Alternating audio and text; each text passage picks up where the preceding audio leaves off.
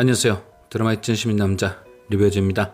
숨겨진 진실과 닥터의 정체가 점점 드러나고 있는 지성천미도 주연의 SBS 금토 드라마 커넥션. 지난 8회 종료 이후 아재는 커넥션의 베스트 감초 허주송이 의심스럽다는 리뷰를 만들었습니다. 그리고 그 흑폭풍은 대단했죠. 맞다, 생각해보니 의심스럽다라는 분들도 계셨지만 허주송만은 건드리지 말아라, 허주송은 안된다, 그가 그냥 지금처럼 감초 허주송으로 남길 바라는 분들도 많았습니다. 물론 저 역시도 같은 생각이었습니다. 허주송이란 캐릭터가 숨막히게 돌아가는 커넥션의 담비 같은 쉼터라서 제발 그냥 감초이자 쉼터이길 바랐죠. 그런데 리뷰에서 말씀드렸듯이 이명국에 대한 신장조사를 장재경에게 알려준 것, 대뜸 오디오 파일 주소를 알았다며 민현우를 만나게 한 것, 수상한 건 어쩔 수 없었습니다. 다만 만약 제 예상대로 허주송이 뭔가 정체를 숨기고 있는 캐릭터여도 악역이 아닌 박준서를 돕는 선역이라 예상한다는 걸 알아주셨으면 좋겠습니다. 자, 그럼 일주일을 기다리며 아쉬움을 달랠 오늘의 리뷰는 지난 1회부터 8회를 바탕으로 박준서 사망 당일의 행적을 꼼꼼히 정리해보고 그걸 기준으로 수상함이 느껴지는 인물에 대해 파헤쳐 보겠습니다. 사망 당일 그의 행적이 처음 드러난 건 지난 1회 장재경이 박준서의 핸드폰 통화 목록을 볼 때였습니다. 오치현, 박태진, 원종수에게 전화를 걸었던 오후 10시 10분. 그때까지 박준서는 살아있었고 그건 지난 7회 정상희의 진술을 통해 확인되었죠. 그 시간에 자신이 박준서와 함께 있었고 자신 또한 11시 30분까지 피로동 공사장으로 오라 말했다고요. 이후 다시 박준서의 모습이 드러난 건 2월 23일 오후 10시 56분 방앗간 CCTV였습니다. 노규민의 택시에서 박준서가 내렸고 CCTV의 얼굴을 드러낸 후 공사장으로 들어갔죠. 여기서 첫 번째 의문, 정상이와 있을 땐 자차를 끌고 있던 박준서가 왜 방앗간에 도착했을 땐 노규민의 택시를 타고 있었을까? 아주 우연히 그를 만났던 것이었을까? 아닙니다. 박준서와 노규민은 이미 약속이 되어 있었을 가능성이 큽니다. 왜냐? 박준서의 통화 목록을 보면 당일 오전 9시 그와 통화를 한 기록이 있거든요. 즉 박준서는 노규민의 번호를 저장해놨을 정도로 친분이 있으며 그와 이번 일에 대한 어떤 이야기를 나눴을 가능성이 있습니다. 자, 그럼 이제부턴 정상희의 진술이 바탕이 된 공사장 안에서의 기록을 살펴보죠. 오후 10시 56분 박준서가 택시에서 내린 뒤 이어서 CCTV에 찍힌 건 검정 SUV였고 시간은 오후 11시 21분이었습니다. 지난 7회 차주를 찾아 블랙박스를 확인한 결과 그 차에는 정상의가 찍혀 있었죠. 이후 정상의가 공사장으로 들어갔고 그곳에는 박태진이 이미 도착해 있었습니다. 그렇게 두 사람이 잠깐 사담을 나누던 동안 원종수 오치현이 도착했고 정상의가 도착한 것이 26분이었으니 대략 오후 11시 30분쯤 모두 모였겠죠. 이들은 공사장 아래에서 박준서의 이름을 크게 불렀고 그들의 목소리를 들은 것인지 공사장 9층에 불이 켜집니다. 박태진은 공사장 엘리베이터를 가리키며 그것을 타고 올라가자 했고 그렇게 9층에 있던 엘리베이터를 내려 탑승합니다. 그리고 이 장면으로 장재경이 이외에 주장했던 엘리베이터의 의문은 깨져버렸죠. 이들이 타고 올라갔다 내려왔다는 주장이 등장했으니까요. 그런데 이들의 엘리베이터가 4층을 지날 즈음 무언가 이들 옆으로 떨어졌고 박태진은 급히 엘리베이터를 세워 밑으로 내려갑니다. 그리고 그들이 거기서 발견한 건 박준서의 시신이었죠. 구두를 신고 있던 시신. 그리고 이어진 그날의 마지막 행적은 사건 발생 2시간 후인 24일 새벽 1시 10분 정윤호와 오치현이 택시를 타고 그곳에 왔던 방앗간 CCTV였습니다. 아마도 박준서의 죽음에 자신들이 연관되면 안 된다는 원종수 때문에 오치현이 살자로 꾸미기 위해 다시 왔던 것이겠죠. 구두도 그때 9층으로 옮겨놨을 테고요. 그리고 정윤호는 오치현을 그냥 태워다만 줬을 듯 합니다.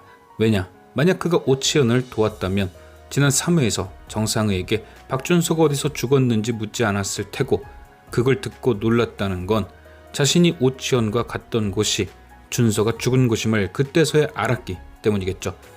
이렇게 지금까지 언급한 것이 2월 23일 박준서 사망 사건의 타임라인입니다. 자, 지금까지 알아봤던 그날의 타임라인에서 CCTV와 전화 통화 기록은 100% 사실입니다. 하지만 나머지 상황들은 모두 정상의 진술이죠. 그런데 이 진술까지 사실로 놓고 보면 가장 유력한 용의자는 박태진임이 분명합니다. 첫 번째 이유는 시간이죠. 박준서가 도착한 것은 10시 56분, 그리고 CCTV가 찍히고 공사장 안까지 들어갔다면 11시는 되었을 겁니다. 그리고 정상의는 11시 21분에 도착했죠. 즉 박준서가 들어가고 20분, 만약 범인이 이미 박준서를 해쳤다면 범행을 저지를 수 있는 시간은 단 20분 뿐입니다. 그리고 그것은 그나마 박태진이 정상의와 비슷한 시간에 도착했을 때 주어진 시간이죠.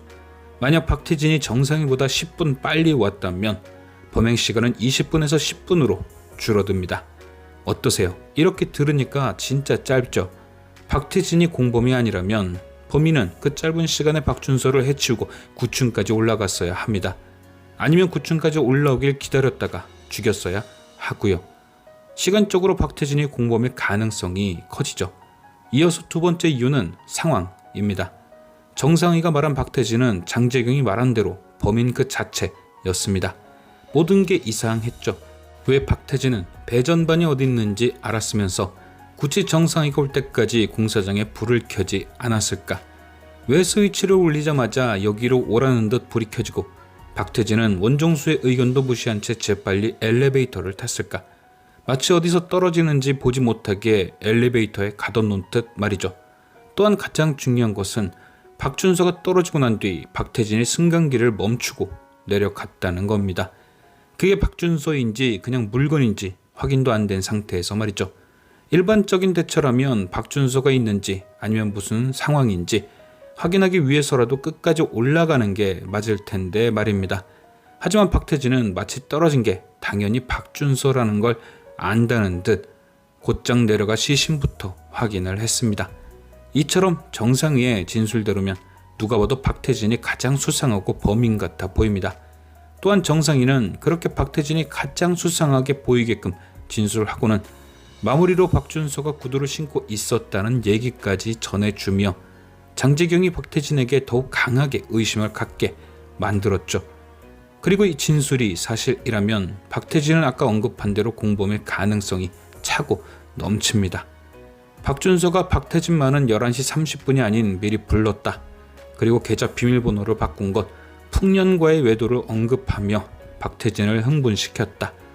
아시다시피 박태진은 비밀번호 관련해서 급 흥분하는 모습을 이미 보였죠. 풍년의 목을 조르던 모습 말입니다. 만약 그 모습이 복선이라면 박준서가 비밀번호를 바꿨다는 말에 그의 목을 조르거나 흥분했을 가능성이 큽니다. 그렇게 박준서는 박태진을 자신을 죽인 범인으로 만든 거죠. 그게 그의 계획이었을 수 있습니다. 그런데 만약 그렇다면 의문이 하나 생깁니다. 왜 정상의도 불렀을까? 오치현과 원종수는 박태진과 엮어서 벌을 받게 하기 위해서였을 수 있지만 정상의는 왜 불렀냐는 거죠. 그래서 저는 생각을 바꿔봤습니다. 정상의가 박태진을 범인으로 보이게 하기 위해서 거짓 진술을 하였다. 사실 정상의의 진술이 거짓일 수 있다는 증거가 있긴 합니다. 100% 완벽한 증거는 아니지만 가능성이 제법 크죠. 그 증거는 바로 통화 목록입니다. 정상의는 장재경에게 박준서와 통화를 할 당시 자신이 함께 있었고 그때 자신도 그곳에 오라는 말을 들었다 했습니다. 그런데 보시다시피 박준서의 통화 목록에는 정상의와 통화한 기록이 전혀 없죠. 물론 직접 만나서 동행을 했을 수도 있지만 그렇다기엔 너무 이상합니다. 그럼 정상의는 왜 굳이 장재경에게 박준서와 자신이 함께 있었다는 거짓말을 했을까? 그 이유 또한 통화 목록입니다. 박태진, 오치현, 원종수는 사건 현장에 부른 기록이 있으니 그들이 거기 있는 게 이상하지 않지만 통화 목록에 없는 정상의가 거기 있었던 건 이상하거든요. 그러니 자신이 거기 있어야만 했던 이유를 만들었던 거죠. 어차피 원종수 패거리를 조사하면 자신이 거기 있었던 건 드러날 테니까요. 그럼 정상의는 왜 그곳에 갔고 왜 거짓말을 했을까? 그 이유 또한 통화 목록입니다. 박태진, 오치현, 원종수는 사건 현장에 부른 기록이 있으니 그들이 거기 있는 게 이상하지 않지만 통화 목록에 없는 정상의가 거기 있었던 건 이상하거든요. 그러니 자신이 거기 있어야만 했던 이유를 만들었던 거죠. 어차피 원종수 패거리를 조사하면 자신이 거기 있었던 건 드러날 테니까요. 그럼 정상의는 왜 그곳에 갔고 왜 거짓말을 하는 것일까요? 저는 그것을 제가 가장 궁금해하던 장재경의 중독과 연관을 지어봤습니다. 다들 아시죠? 어떻게 예상을 해도 뭔가 거기서 막히는 것. 왜 굳이 장재경을 중독시켰을까? 박준서가 죽기 전에 1533으로 윤 사장에게 시켰다고 해도 이상하고, 박준서를 돕는 누군가가 1533을 가지고 중독시켰다고 해도 이상하고, 그게 이상한 이유는 하나죠. 선역들이 어떤 목적이 있다고 과연 그런 방법까지 썼을까? 맞습니다. 그러니까 그게 자꾸 매치가 안 되는 거죠. 그래서 생각을 바꿔봤습니다. 장재경이 진실을 밝히고 박태진을 잡아주기 위해서 중독시킨 게 아니라 반대로 박태진과 원정수, 오치현을 잡게 만들기 위해서 중독을 시켰다면, 그러니까 자신의 계획을 완성하기 위해 장재경을 사냥개로 만든 거죠. 누가? 정상이가. 지금 박태진의 계좌, 욕심의 포커스가 맞춰져 있어서 그를 2대 닥터로 많이 생각을 하지만, 만약 정상의에게도 욕심이 있다면 자신이 만든 레몬뽕으로 뭔가 세상의 중심이 될 것 같았는데, 갑자기 마음을 바꾼 박준서가 이 모든 걸 끝내고 모든 걸 밝히며 죽으려 한다면 저는 욕심이 났을 수 있을 것 같습니다. 평생을 누구 도움 없인 친구도 못 사귀던 정상이가 눈을 뜬 거죠. 그래서 어차피 모든 걸 포기하려던 박준서를 해치고 1533 핸드폰을 뺏은 겁니다. 그게 있어야 2대 닥터가 될 수 있으니까요. 그렇게 박준서를 공사장에서 해치고 자신도 박준서가 불렀던 것처럼 장재경에게 거짓말을 한 겁니다. 대로변에서 택시에 내려 골목길을 걸어온 게 아니라 이미 그곳에 있었다가 한 바퀴를 돌아오든 숨어있다 나왔든 타이밍 맞게 블랙박스에 찍힌 거죠. 그리고 이후 1533 핸드폰으로 윤 사장에게 전화를 걸어 장재경을 중독시킨 겁니다. 그리고 그에게 레몬뽕과 관련한 수사를 할 수 있는 힌트를 주는 거죠. 왜냐? 어차피 수사를 하다 보면 레몬뽕의 주인들인 원정수, 박태진, 오치현이 등장할 테니 그들이 의심받을 가능성이 크니까요. 안 그래도 감정이 안 좋은데 자신이 중독된 레몬뽕과 그들이 관련이 있다? 이를 악물고 수사를 하겠죠. 거기에 파면 팔수록 여러 가지 커넥션들이 드러날 테니 자신이 박준서가 죽은 당일에 대한 진술까지 한다면 모든 걸 그들의 죄로 만들 수 있다고 생각했을 겁니다. 그리고 자신은 모두가 사라진 무주공산에서 왕이 되는 거죠. 레몬뽕을 만들 수 있는 기술력과 유통을 할 수 있는 1533을 들고 말입니다. 아시다시피 모든 건 뇌피셜이고 드라마를 즐기는 영웅입니다. 부디 재미있고 가볍게만 즐겨주시길 바랍니다. 과연 제가 예상한 대로 의외의 인물이 반전을 보여줄 것인지, 지금까지 시청해주신 여러분께 감사드리며 리뷰전은 또 다른 리뷰로 돌아오겠습니다.